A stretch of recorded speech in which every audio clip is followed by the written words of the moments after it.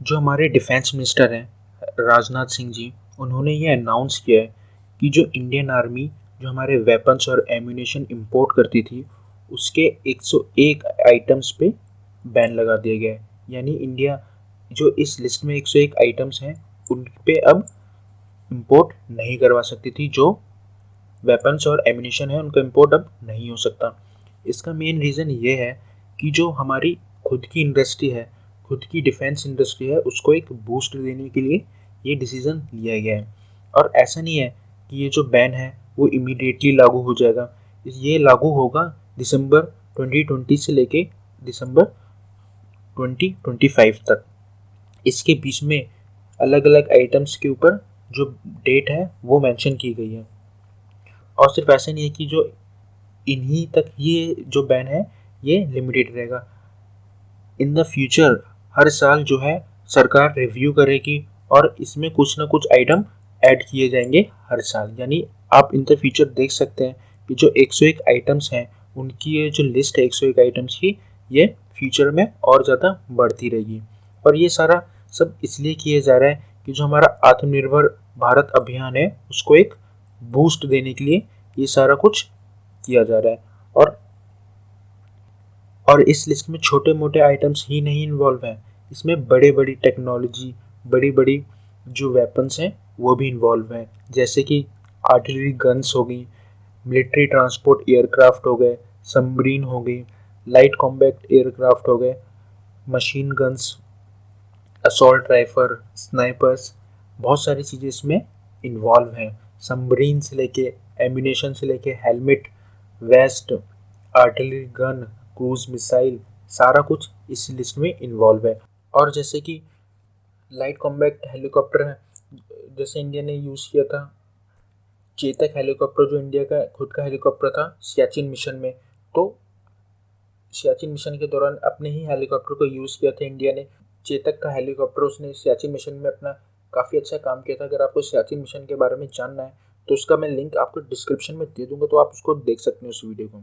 और ऐसा नहीं है कि ये जो है नए नए अब हमको बनाना पड़ेगा, ये लिस्ट उसी हिसाब से तैयार की गई है कि जो हमारी इंडियन आर्मी है उसको किसी चीज़ की कमी ना हो। जो हम खुद से अपनी इंडस्ट्री, जो हमारी इंडिया की इंडस्ट्री है वो जो पहले से ही मैन्युफैक्चर कर रही थी, वही लिस्ट उन्हीं चीज़ों पे के ऊपर बैन लगाया गया है, ताकि इमिडिएटली जो है हमारी इंडस्ट्री के ऊपर कोई एक प्रेशर बिल्ड ना हो पाए और इंडियन आर्मी किसी और की वजह से या इन बैन की वजह से जो हमारी इंडियन आर्मी की जो है फायरिंग पावर है या जो हमारी मिलिट्री की जो ताकत है उस पर किसी तरह का दबाव ना पड़े। ये सारी लिस्ट उन्हीं को देख के लगाई गया है। और जो ये डेट चुनी गई है दिसंबर 2020 से 2025 के बीच में, 2020 दिसंबर से ही जो लग जाएगा, वो ऐसे वेपन्स हैं, इसमें ऐसे एम्यूनेशन है जो इंडिया अभी बना रहा है। और 2025 में वो वाले वेपन्स इंक्लूड किए गए हैं जो इंडिया अभी बना नहीं रहा, लेकिन उनके ऊपर अभी इंडिया रिसर्च कर रहा है, ताकि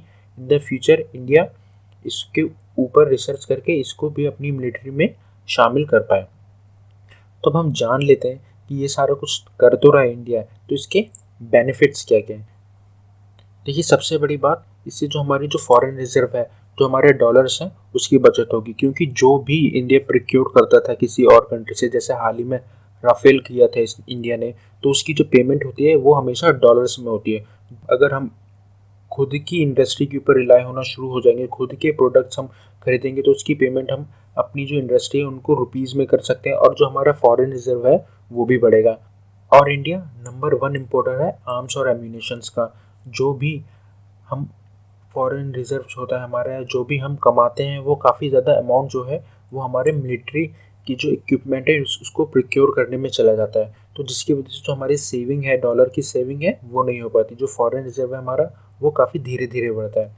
और जब इंडिया खुद की इंडस्ट्री को बढ़ावा देगा, इंडिया का एक्सपोर्ट भी इंक्रीज होगा जिसकी वजह से जो जो डॉलर हम बचा रहे हैं वो तो बचा ही रहे हैं, और जो डॉलर जो हम बेच के जो कमाएंगे वो भी, उसको भी इंक्रीमेंट आएगा, उससे भी इंडिया की जो फॉरेन रिजर्व है वो बढ़ेगा और इंडिया की इंडस्ट्री को जो वर्ल्ड लेवल पे रिकग्नाइज करना शुरू हो जाएगा। और सबसे बड़ी बात, जब हम खुद अपने इक्विपमेंट बनाएंगे, खुद एम्यूनेशन बनाएंगे, तो उससे एम्प्लॉयमेंट भी जनरेट होगा।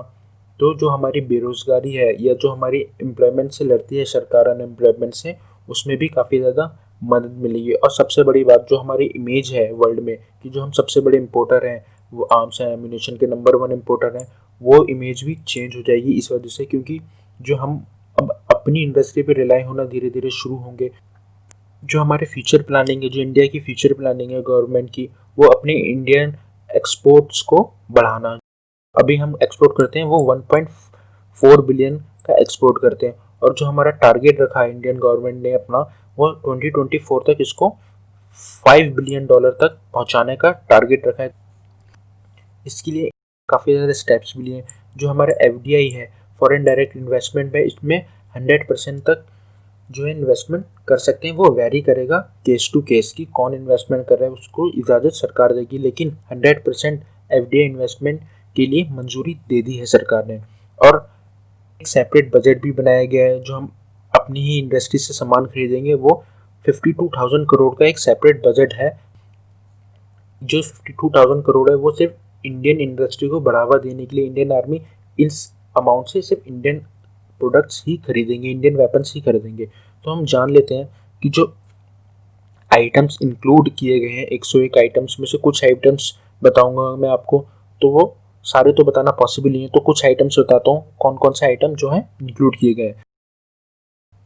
तो सबसे पहले हमारा स्नाइपर राइफल 7.62 इंटू 51 कैलिबर की जो स्नाइपर राइफल है, उसके ऊपर सरकार ने बैन लगाया है। जो अभी तक हम यूज़ करते थे वो ऑस्ट्रेलिया, जर्मनी और इसराइल की स्नाइपर राइफल यूज़ करते थे। हालांकि खुद की इंडिया की भी स्नाइपर राइफल होती थी, जैसे कि ड्रैगनव, जो कि इंडिया और रशिया की खुद की मिल्की बनाया हुआ प्रोडक्ट है, और एक वाइबर जो कम्प्लीटली इंडियन मेड प्रोडक्ट है, वो हालांकि अभी अभी अंडर डेवलपमेंट है। इसके अलावा जो हम ऑस्ट्रेलिया और जर्मनी के प्रोडक्ट करते थे, उनके ऊपर तो अब कोई भी इंपोर्ट नहीं होगा। और इसराइल की एक गलील 7.62 जो स्नाइपर राइफल है, उसके पहले से हमने ऑर्डर दे दिए हैं, तो इसके ऑर्डर पे अभी कोई फ़र्क नहीं पड़ेगा।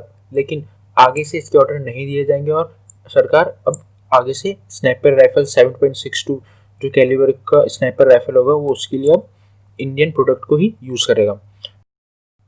देखिए, जो टोड आर्टिलरी गन है वो इंडिया भी खुद डेवलप कर रही है, और एक डेवलप कर चुकी है, वो है धनुष। अभी तक जो हम यूज़ करते थे वो US की यूज़ करते थे M777, और इसका ऑर्डर हम दे चुके हैं 145 का, तो इसके ऑर्डर पे भी अभी कोई रुकावट नहीं होगी। और इन द फ्यूचर अगर हमको और ज़रूरत पड़ती है 155 mm की, तो उसके लिए धनुष जो आर्टिलरी गन है उसका इस्तेमाल किया जाएगा, या जो अभी हमारी अंदर डेवलपिंग है। इसके अलावा जो धनुष को पहले से एक 114 धनुष का ऑर्डर इंडियन आर्मी ने पहले ही दे चुका है, और इन द फ्यूचर हो सकता है इसको हम और भी बढ़ाएं। जो सरफेस टू एयर मिसाइल है वो हमारी बैरक 8 है, जो इंडिया और इसराइल ने मिलकर बनाई है। इसके अलावा जो आकाश है वो भी एक इंडिया की सरफेस टू एयर मिसाइल है, जिसका इस्तेमाल हम करेंगे। और इसके अलावा क्वारसम है वो अंडर डेवलपिंग है, जो हम इंडिया की ही होगी। उसका इस्तेमाल भी सिर्फ अब इंडिया जो सरफेस टू एयर मिसाइल होगी शॉर्ट रेंज के लिए, वो इन्हीं का इस्तेमाल करेगी। और अगर कोई और डेवलपमेंट होती है तो उन्हीं का इस्तेमाल किया जाएगा, और आगे से जो है और किसी मिसाइल को जो surface to air short range missile होगी उसको नहीं माना जाएगा। माफ़ी जगह जो दो बार आ गया है। एक है लाइट कॉम्बैक्ट एयरक्राफ्ट। जो लाइट कॉम्बैक्ट एयरक्राफ्ट है, जो अभी तक हमारे हम यूज़ करते हैं, वो MiG-21 के 2 वेरिएंट यूज़ करते हैं, और मिराज 2000 का एक वेरिएंट यूज़ करते हैं। हालांकि MiG-21 का जो हाल ही में 21 ऑर्डर दिए गए हैं, वो जो चाइना के साथ टेंशन बढ़ी थी, लेकिन इन द फ्यूचर अगर हमें लाइट कॉम्बैक्ट एयरक्राफ्ट की ज़रूरत पड़ती है तो हम तेजस का इस्तेमाल करेंगे, जो हमारा HAL Hindustan aeronautical limited produce करता है। और ये जो सारे हमारे थे, ये सारे दिसंबर 2020 से इंपोर्ट बैन लागू हो जाएगा, जितने भी आइटम मैंने आपको बताए। और ये जो आइटम है अगले कुछ हैं दिसंबर 2021 से लागू होंगे जैसे, और कुछ हैं दिसंबर 2025 से लागू होंगे। तो हम बात कर लेते हैं सबसे पहले लाइट मशीन गन की। देखिए, जो लाइट मशीन गन है वो हम अभी करंटली इंडियन आर्मी 4 इस्तेमाल कर रही है, 2 जिसमें से इसराइल की हैं और 2 USA और बेल्जियम की का कंबाइंड प्रोडक्ट है। इसके अलावा जो इंडिया के पास इंसास LMG है लाइट मशीन गन, इंडिया अब उसको इस्तेमाल नहीं करती है, लेकिन उसके लिए इंडिया ने रिप्लेसमेंट किया है इसराइल के जो 2 आर्टिलरी गन मैंने आपको बताया, और जो इसराइल के जो 2 लाइट मशीन गन बनाए थे उसके लिए ऑर्डर दे दिया गया है, तो इसके ऑर्डर पे कोई फ़र्क नहीं पड़ेगा। और इंडिया ने ये फ्यूचर डेट इसलिए चुनी गई है 2021 की कि इंडिया इसके ऊपर खुद रिसर्च कर भी रहा है, डेवलपमेंट। और अगर 2021 के बाद इंडिया कोई और लाइट मशीन गन खरीदता है तो वो इंडिया की ही होगी।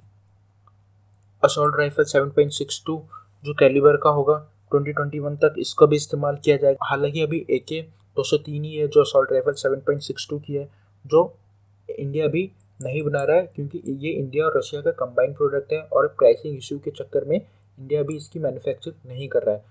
तो हो सकता है इन द कमिंग फ्यूचर 2021 तक इंडिया असॉल्ट राइफल इसका इस्तेमाल करे, AK-203 का, 203 का, या अपनी खुद की एक असॉल्ट राइफल को डेवलप कर ले इस कैटेगरी में। जो अगली हमारी वो है long range land attack cruise missile. हालांकि इंडिया के पास अभी सिर्फ एक ही लॉन्ग रेंज क्रूज मिसाइल है, वो है निर्भया, जिसकी रेंज है वो 1000 से लेके 1,500 किलोमीटर तक की है।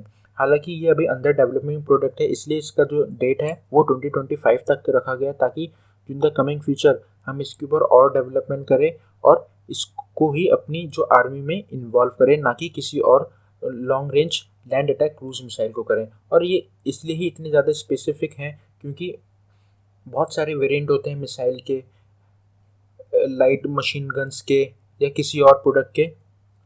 तो अगर हम सभी को कंबाइन कर देते हैं, जैसे कि ये 7.62 कैलिबर की यहाँ ना लिखते हैं, सभी सिर्फ असॉल्ट राइफल पे ही बैन लगाते, तो काफ़ी सारी जो हम इंडियन आर्मी यूज़ करती तो सभी पे बैन लग जाता।